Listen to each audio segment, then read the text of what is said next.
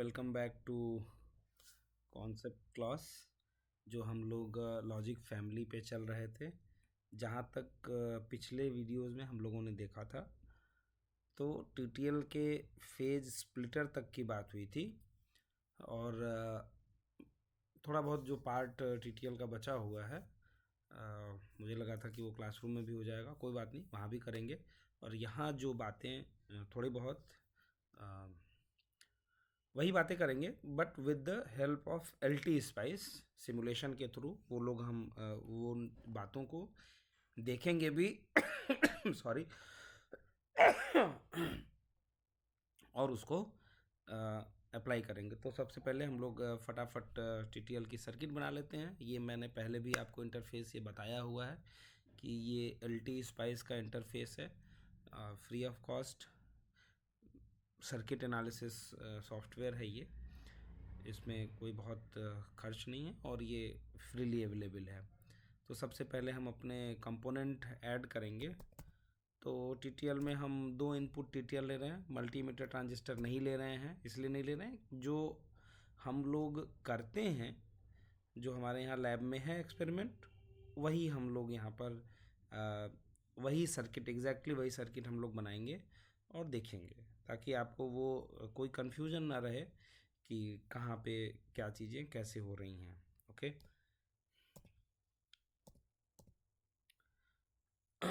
ये phase splitter है, ये टोटेम पोल के लिए एक ट्रांजिस्टर हम ले रहे हैं और ये फाइनल हमारे पास ये आउटपुट ट्रांजिस्टर। ओके अब एक डायोड, जिन्होंने पहले का वीडियो नहीं देखा है वो एक बार फिर से देख लें, है ना, पुराने वीडियोस, तो उनको बात समझ में आ जाएगी कि हमने ये सारे काम कैसे किए थे। साथ में कुछ नॉइज़ होगी तो वो सब आप थोड़ा बहुत टॉलरेट करेंगे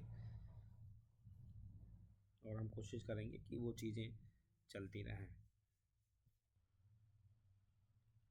अब रेजिस्टेंसेस चाहिए हमें।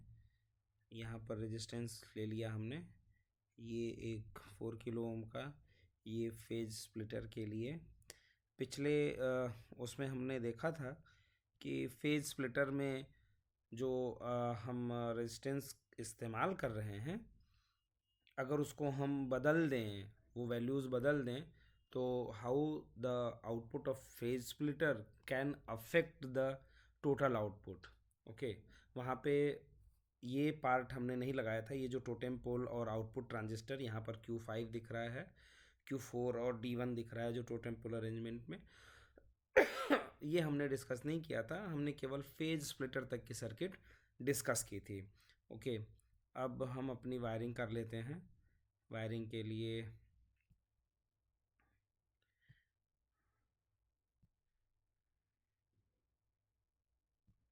उसके बाद हम वैल्यूज़ भर लेंगे, जो जो वैल्यूज़ हैं।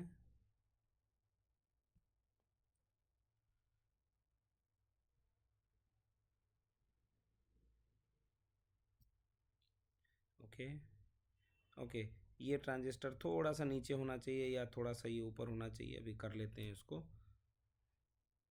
With help of this tool, थोड़ा सा ऊपर कर लेते हैं। ओके, तो मुझे लगता है कि ये सब चीज़ें आप लोगों को भी सीखनी चाहिए, कैसे हम सर्किट को ऐसे बना सकते हैं, देख सकते हैं, उसकी कैरेक्टरिस्टिक जो भी है, कैरेक्टरिस्टिक वो भी हम निकाल सकते हैं। तो ये सब चीज़ें आनी चाहिए। सॉरी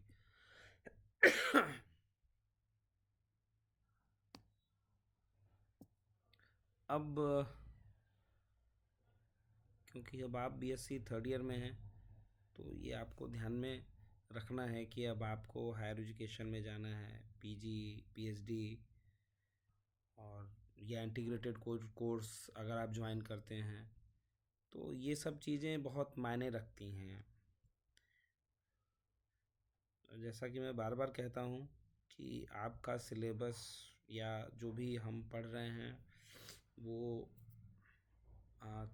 बहुत पुराना है, दैट इज़ वो अप टू डेट नहीं है।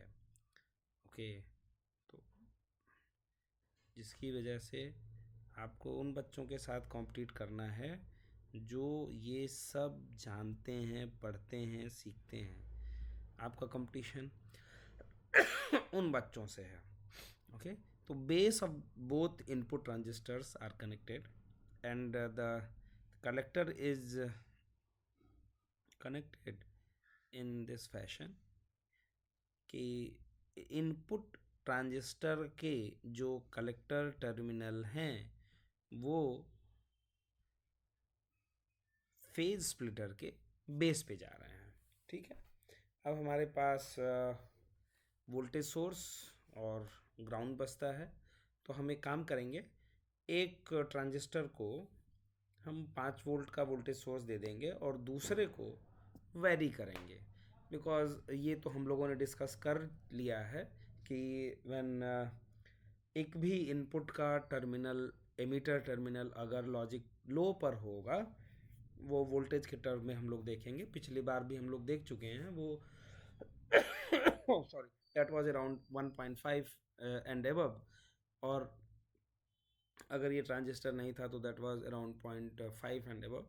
तो हम लॉजिक लेवल लो की बात कर रहे हैं, वो लॉजिक लेवल दूसरा ट्रांजिस्टर हम लॉजिक लेवल लो से लेकर के वेरी करेंगे लॉजिक लेवल 1 तक, और एक ट्रांजिस्टर का जो इनपुट है that we will keep that at the logic 1। तो अब हमारे पास बचता है वोल्टेज सोर्स। वोल्टेज सोर्स हमने ले लिया, तो बेसिकली जैसे हम करते हैं, हम 2 वोल्टेज सोर्स ले रहे हैं। जस्ट ऐसा नहीं है कि नहीं बना सकते, एक पोटेंशियल डिवाइडर बना करके जैसे हम लोग लैब में बनाते हैं वहाँ भी, यहाँ भी बना सकते हैं। ठीक है सॉरी, ये थोड़ा टॉलरेट करना पड़ेगा आपको बीच बीच में।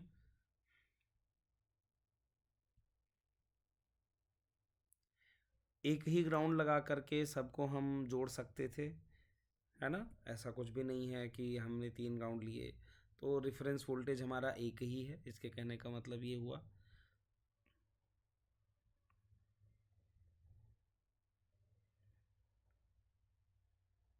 ये ऐड हो गया पावर सप्लाई से, ये ऐड हो गया ग्राउंड से ना। एक जो इनपुट है, अब ये एक इनपुट हमारा हमेशा लॉजिक लेवल 1 पे रहेगा जैसा कि हमारी रिक्वायरमेंट है, और दूसरा हम उसको लॉजिक 0 में रखेंगे।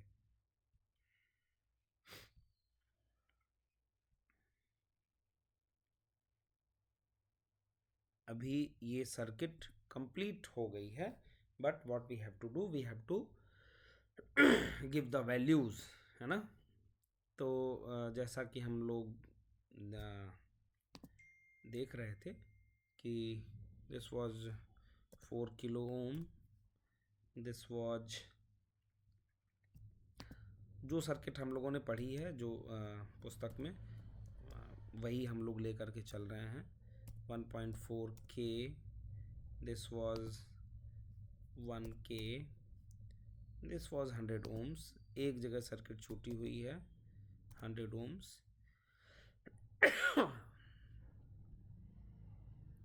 base of transistor Q4 must be connected at the collector of Q3। ठीक है, ओके। सो रेजिस्टेंस की वैल्यूज़ हमने दे दी, वोल्टेज सोर्स की वैल्यूज़ अब देनी है। 5 वोल्ट हमने फिक्स कर दिया। V2 को हम वेरी करना चाहते हैं तो इसको हम 0 देंगे। अच्छा, इसके नाम भी हम बदल सकते हैं, V इन कर सकते हैं, V इन टू कर सकते हैं, कोई दिक्कत नहीं है। अब जहाँ पर हमको जहाँ जैसी ज़रूरत होगी वहाँ हम रख सकते हैं। ट्रांजिस्टर पिछली बार भी हम लोगों ने 3904 लिया था, और यहाँ भी हम 3904। तो हमारे जितने भी ट्रांजिस्टर हैं हमने सारे आइडेंटिकल ट्रांजिस्टर इस्तेमाल किए हैं। ओके,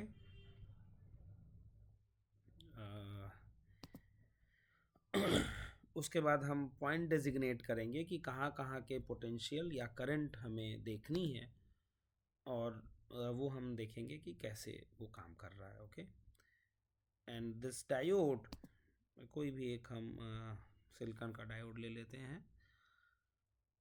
4007 नहीं है, ठीक है, ये भी कोई बात नहीं है। तो ये जो कुछ भी हम ले रहे हैं उनकी डेटा शीट से उनकी वैल्यूज़ हमें पढ़ने आनी चाहिए कि what is the minimum base current required, what is the maximum value of IC that can flow, what is the cut-in voltage of the diode which we have taken. Okay, तो जब ये number हम search करेंगे, Google करेंगे या जहाँ पर भी डेटा शीट जहाँ पर अवेलेबल हो वहाँ देखेंगे तो वहाँ सारी वैल्यूज़ हमें मिल जाएगी, है ना। ठीक है, तो वहाँ पर हम लोग देख सकते हैं, क्योंकि जो भी टिपिकल वैल्यूज़ हम क्लासरूम में लेकर के चलेंगे हो सकता है कि यहाँ पर वैल्यूज़ उससे डिफरेंट आएँ। ठीक है, because of the base emitter junction का वोल्टेज अलग हो सकता है जो हम टिपिकल मानेंगे। हम 1 मिली एम्पियर या ऊपर की बात अगर करेंगे तो 0.75 वोल्ट की बात करेंगे, या 0.1317 कुछ एम्पियर की बात करेंगे, मिली एम्पियर की बात करेंगे, 0.70 की बात करेंगे, उससे कम अगर हम बात करेंगे तो 0.65। ओके, तो अब कुछ चीज़ें हमको ध्यान में रखनी है। We can give the name to the nodes जहाँ पर हमें वोल्टेजेस या करंट मेज़र करनी है। इसको हमने नाम दे दिया एक। Okay, this is neither input nor output. तो जो वैल्यू निकल करके आएगी वो हम देख सकते हैं। ओके, V1 आ जाएगा तो हम समझ जाएंगे कि बेस ऑफ द ट्रांजिस्टर वहाँ पर ऐसे चल रहा है। ओके, ये 2 नंबर दे दिया Q3 के कलेक्टर को हमने। उसी तरीके से बेस ऑफ द Q5 को हमने 3 नंबर दे दिया। ओके, अब यहाँ पर एक नंबर हम दे सकते हैं, देने का कोई मतलब नहीं है, because this collector is connected with the base of Q4। तो जितना पोटेंशियल 2 पर होगा उतना ही potential base of the Q4 generate होगा। ओके, बल्कि हम एक यहाँ नंबर दे सकते हैं टू नो कि अगर डायोड नहीं होगा तो क्या होगा। 4 तक हम दे चुके हैं शायद, 1 2 3 3 4 दे दिया हमने। ओके, तो 4 is just below the transistor and above the diode. And final, sorry, final is 5 and it is output type. Okay, so this is, so now my circuit is complete. Okay, तो basic function ये है, basic function ये है कि जब ये इसको हम थोड़ा सा वाइट बोर्ड पे ले चलते हैं, यहाँ पर हम लोग बात कर लें, वहाँ हो सकता है कि इमेज दिखाई ना दे। This is my input transistor. Multi emitter transistor भी हम बना सकते हैं, हम लोग जानते हैं इसलिए हम बना दे रहे हैं। वहाँ पर इसलिए बनाया है क्योंकि लैब में जो काम हम जो है हमारे पास प्रेजेंट में अरेंजमेंट वो हमने बनाया हुआ है। Okay,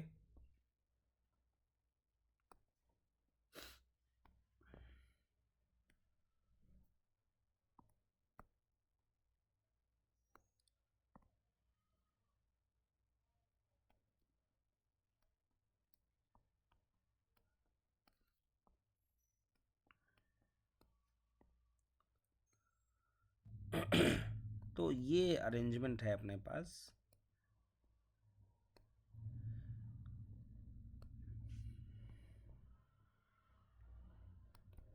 this is 100 ohms,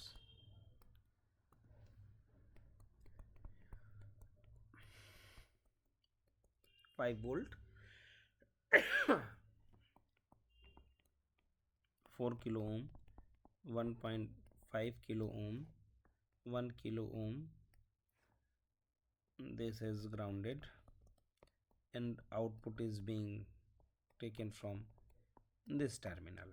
Okay, तो अब हम लोगों ने जो नाम दिए हैं, यहाँ पर मैंने एक नाम दिया है, यहाँ पर मैंने दो नाम दिया है, यहाँ पर तीन नाम दिया है, और यहाँ पर चार, और आउटपुट को मैंने 5 नाम दिया है. ठीक है, तो 1 इज बेसिकली, जब हम एल टी स्पाइस में देखते हैं तो जो भी हम नाम दिए हैं, जैसे अगर मैं 1 मेज़र करूँगा तो 1 वो मेज़र करेगा 1 से ले करके इस पॉइंट का ग्राउंड के रिस्पेक्ट में क्या पोटेंशियल है. अगर मैं 1 3 मेज़र करूँगा, 1 3 अगर मैं मेज़र करूँगा तो ये मुझे मिलेगा सॉरी, अगर मैं 1 3 मेज़र करूँगा, चूँकि 3 यहाँ पर है, 1 3 मेज़र करूँगा तो मुझे मिलेगा VBE ऑफ दिस ट्रांजिस्टर. अच्छा, ये ट्रांजिस्टर T1 और T2 है हमारे इस, अगर LT स्पाइस में देखें तो T1 और T2, तो वही हम यहाँ भी नाम रख रहे हैं. 1 2 यहीं पर आ गया है, कोई बात नहीं. 3 यहाँ पर है, 4 यहाँ पर है, और ट्रांजिस्टर 5 यहाँ पर है. Okay, this is transistor. Don't get confuse with the node name. तो बेसिक फंक्शन क्या है कि जब ये लॉजिक जीरो में होगा, कोई भी एक लॉजिक जीरो में होगा, तो what ever is the current will flow and the transistor is in transistor active region में होगा और ये काम करेगा, नॉर्मल मोड ऑफ ऑपरेशन होगा, करंट इधर की तरफ जाएगी. और ये ट्रांजिस्टर जो हमारा फेज स्प्लिटर है, that will not work. Okay, ये हमारा कट ऑफ में होगा, कोई भी करंट यहाँ पर नहीं जाएगी जब तक ये लॉजिक जीरो में होगा, जब तक हमारा इनपुट, कोई भी एक इनपुट लॉजिक जीरो में होगा. बेस में, फेज स्प्लिटर के बेस में कोई भी करंट नहीं मिलेगी. तो क्या होगा कि ये T3 will be in cutoff. Okay, since T3 is in cutoff, there is no emitter current and no potential is generated at point 3. It means there is no potential available here. चूँकि IE का transistor 3 जो है उसका जो emitter current है, part of the emitter current will flow to the base of the transistor T5, या जो हमारा आउटपुट ट्रांजिस्टर है. ओके ओके, तो जब ये सिचुएशन होगी तो हम लोग यहाँ पर थे व्हाइट बोर्ड पे, part of the emitter current will not flow into the base. इसका मतलब जब T3 ऑफ होगा उसी समय T5 भी ऑफ होगा. What is T3? Transistor 3. What is T5? Transistor 5, जो कि हमारा आउटपुट ट्रांजिस्टर है. But what about transistor 4? यहाँ पर पोटेंशियल हमने दिया हुआ है, ये 1.4 किलो ओम का रजिस्टर है, तो naturally there will be a base current in transistor 4. तो T3 भले ही ऑफ है, कोई करंट कलेक्टर में नहीं आ रही है, बट यहाँ पर जो वोल्टेज हमने लगाया हुआ है, ये 5 वोल्ट, इससे जो कुछ भी करंट जनरेट होगी वो 4 के बेस में तो जाएगी ही जाएगी, और उस समय ये ऑन होगा. ठीक है. अच्छा, जब हमने यहाँ पर 100 ओम का रेजिस्टेंस लगाया है तो अगर आपको याद हो तो हम लोग एक्टिव पुलअप और पैसिव पुलअप की बात कर रहे थे. When it was passive pull up, the value of resistance is quite high, 2 kilo ohm रखा था, तो वहाँ पर हमने कहा था कि वो हमारा पावर डिसिपेशन भी ज़्यादा होगा. उसको हम लोगों ने देखा था कि कैसे हो सकता है, because that R is in the denominator. So if R is sorry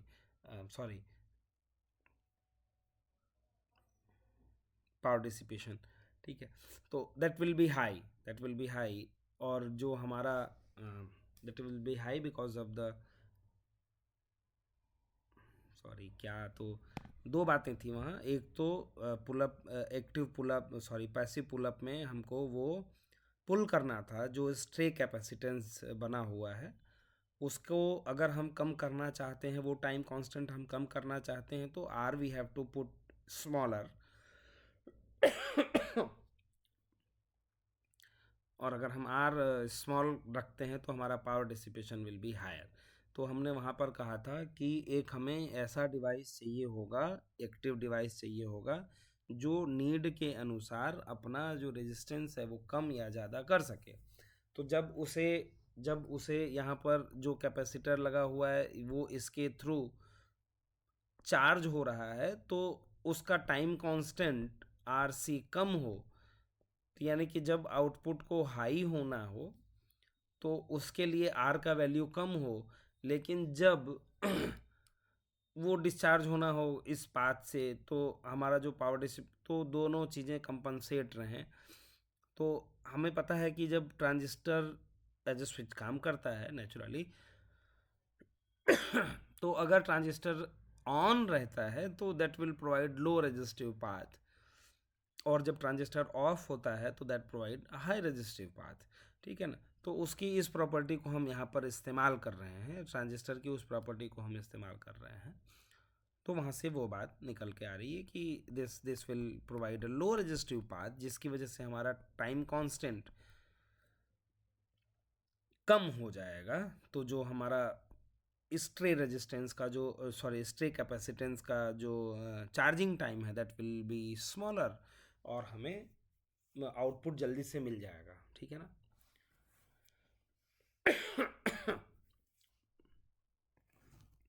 तो ये चीज़ें, अब जब यहाँ पर दोनों जगह वन हो जाएगा तो क्या होगा, in that situation my current will flow from this side, इस it means now my emitter behaves as a collector and collector behaves as a emitter, as an emitter. So this is the situation inverse active mode. वो हम लोगों ने पढ़ा है बहुत detail में जब हम लोग एवर्स मोल मॉडल पढ़ रहे थे।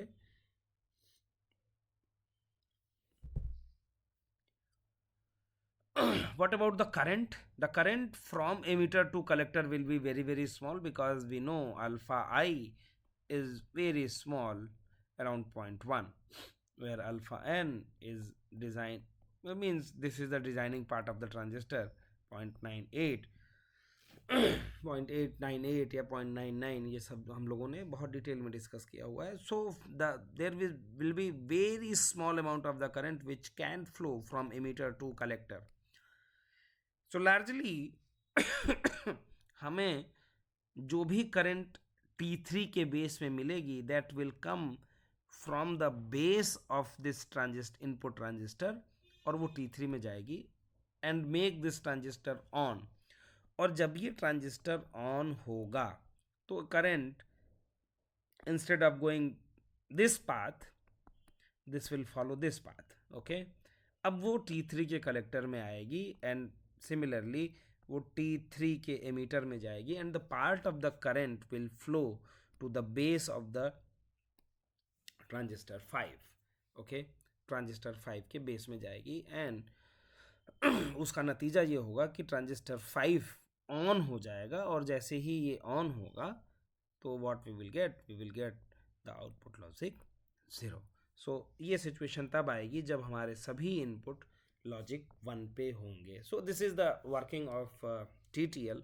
अब हम उसको क्या करेंगे कि उसको हम देखेंगे कि वो हमारे LT स्पाइस में ऐसा हो रहा है या नहीं हो रहा है, और वो किस सिचुएशन पे वो सारे वोल्टेजेस हम पढ़ेंगे और देखेंगे। तो सारा कुछ हमने सेट कर लिया है। Now we have to run the simulation.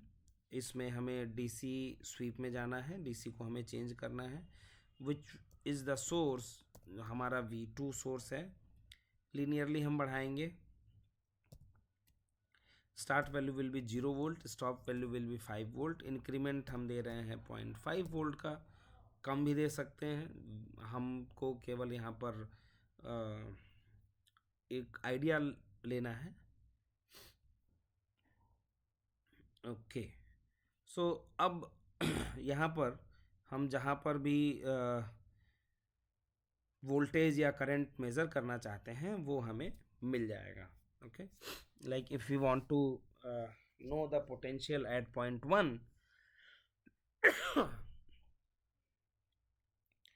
तो 1 से 3 के बीच में पोटेंशियल लेना था, तो ये ऐसे, तो V13 अपने को मिल गया।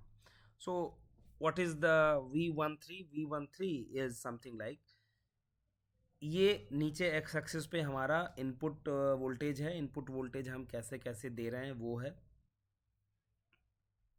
And with respect to V13, तो V13 यानी कि बेस एमीटर इस ट्रांजिस्टर का Q3 का, नॉर्मली हम लोग क्या बात करते हैं 0.65। अब इस पर्टिकुलर 3904 ट्रांजिस्टर के अगर हम डेटा शीट में देखेंगे तो एक्चुअली यहाँ होना क्या चाहिए था, अगर हम इन जनरल स्पीकिंग की बात करें तो अगर ये ट्रांजिस्टर और Q5 ट्रांजिस्टर दोनों ऑन है तो यहाँ पर 1.4 वोल्ट के अप्रॉक्सीमेट वोल्टेज मिलना चाहिए, 0.70 Q3 का और 0.70 Q5 का। ओके, तो ठीक है, तो अपने को मिल रहा है ये, जब हम 2 वोल्ट इनपुट ले गए तब जाकर के यहाँ मिल रहा है 0.8 वोल्ट।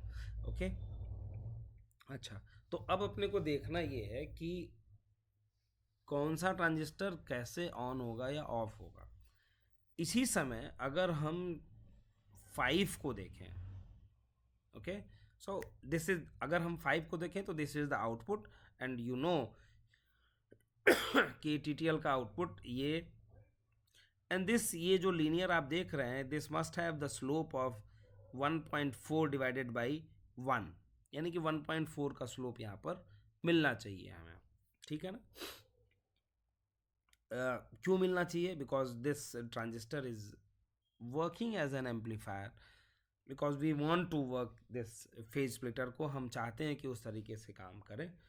तो अगर ये 1.4 डिवाइडेड बाई 1 यानी कि 1.4 का स्लोप यहाँ पर ये मिलना चाहिए कि अगर आप हम 0.5 वोल्ट इंक्रीज कर रहे हैं 0.5 वोल्ट तो 1.4 टाइम्स ऑफ 0.5 ये यहाँ से डाउन हो जाएगा। ओके, और चूंकि ये हम कलेक्टर पे मेज़र कर रहे हैं, यहाँ से इसको वोल्टेज दे रहे हैं, तो this will be the negative slope actually, because collector amplifier में कलेक्टर पे जब हम वोल्टेज देखते हैं तो वो नेगेटिव गेन में हमको माइनस साइन एक मिलता है, तो दैट विल बी, तो यहाँ पर हम देख पा रहे हैं कि 1.5 वोल्ट जब हम इनपुट रखेंगे, 1.5 वोल्ट जब हम इनपुट रखेंगे, उसके बाद हमारा आउटपुट लॉजिक लो में चला जाएगा, ठीक है। And that time if you want to see the current, okay, input के साथ अगर हम करंट भी देखना चाहें तो अगर हम 1.3 को रखे रहें, ठीक है, यहाँ पर हम बेस करंट देख लेते हैं, this will be the base current और साथ ही अगर हम ऐसा ना हो कि बहुत कंफ्यूजन हो जाए तो थोड़ी देर के लिए हम V313 को हटा देते हैं,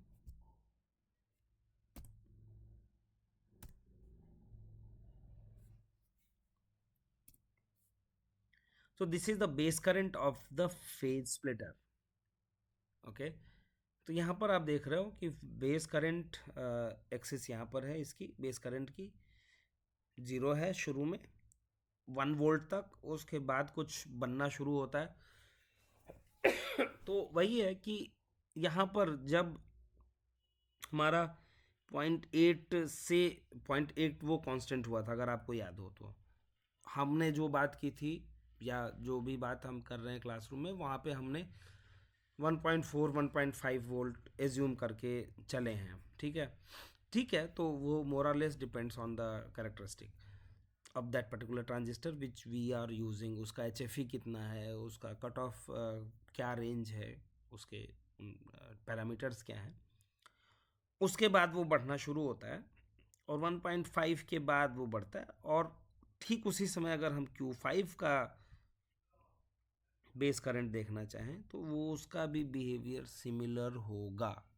ठीक है, but naturally part of the emitter current of this transistor Q3 is going into the base of Q5, तो ये आप देख पा रहे हैं रेड Q3 का है, Q5 का बेस करंट से जाहिर सी बात है ज़्यादा ही मिलेगा एमीटर करंट, ठीक है ना। Q3 का एमीटर करंट उसका पार्ट जा रहा है हमारे Q5 के बेस में, तो इस बात को थोड़ा सा आपको ध्यान में रखना होगा। तो बेस करंट से ज़्यादा ही मिलेगा, ठीक। और अगर हम 2 और 3 के बीच में पोटेंशियल देखना चाहें, what is the potential between, इसको हटा देते हैं, इसको भी हटा देते हैं 2 एंड 3 के बीच में। तो अब अगर आप एक बार फिर से 5 पे देख लेते हैं, तो द डिफरेंस इज, अगर आप यहाँ ध्यान से देखेंगे तो 2-3 के बीच में जो पोटेंशियल है वो 5 वोल्ट से स्टार्ट हो रहा है, जबकि V5 पे पोटेंशियल 5 से नीचे ही है ना। इट इज, इसका जो रोल है Q4 ट्रांजिस्टर का वो यहाँ पर दिखाई दे रहा है अपने को, है ना। तो शुरू में तो यहाँ तक मिलेगा 5 वोल्ट मिलेगा, उसके बाद फिर ये ट्रांजिस्टर शुरू में काम कर रहा है। अब इसको भी देख लीजिए, Q4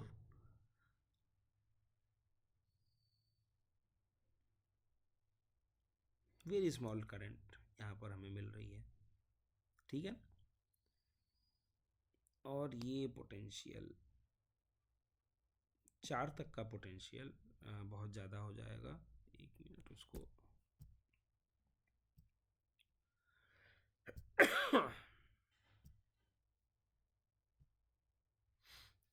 और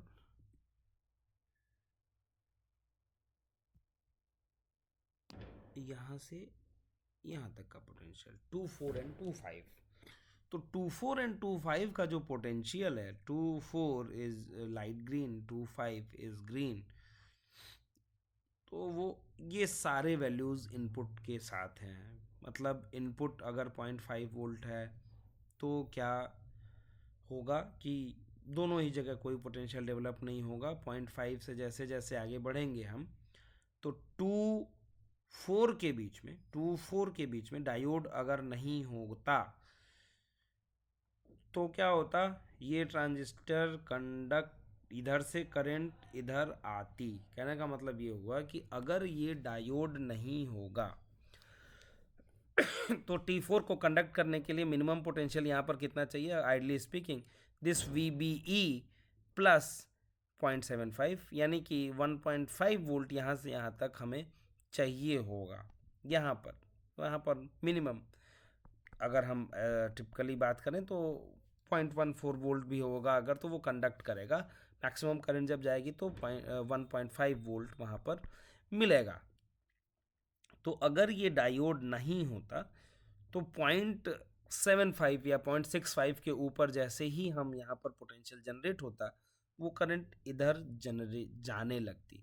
तो जो हमारा फेज स्प्लिटर का काम है वो कर क्या रहा है कि when this is on, this 5 guy is on, and when this is of, this guy is on, है ना। तो अगर ये डायोड हम नहीं लगाते तो ये ट्रांजिस्टर T4 हमेशा ही ऑन हो जाता, है ना। बिकॉज अगर हम यहाँ पर ध्यान से देखें तो ये potential is very very small, इतना ही बन रहा है ना। तो ये हमें हमेशा ही ऑन हो जाता। फिर पॉइंट मैं फिर से कह रहा हूँ कि these all values depends on the transistor we have taken. जो टिपिकल वैल्यूज़ हम लेकर के चल रहे हैं, हो सकता है कि यहाँ पर उससे कम की बात हो रही हो। तो ओके, तो these are the basic parameters जो हमें ध्यान में रखने चाहिए TTL के फंक्शनिंग में बात करते समय या बताते समय। तो I hope this is something is clear. TTL का जो फंक्शनिंग है वो थोड़ा बहुत क्लियर है आपको। बाकी बातें हम लोग क्लास में करेंगे, फिर आगे जो भी निकालना है वैल्यूज़ वगैरह वो सब हम लोग निकालेंगे ही। तो आज के लिए इतना ही, थैंक यू।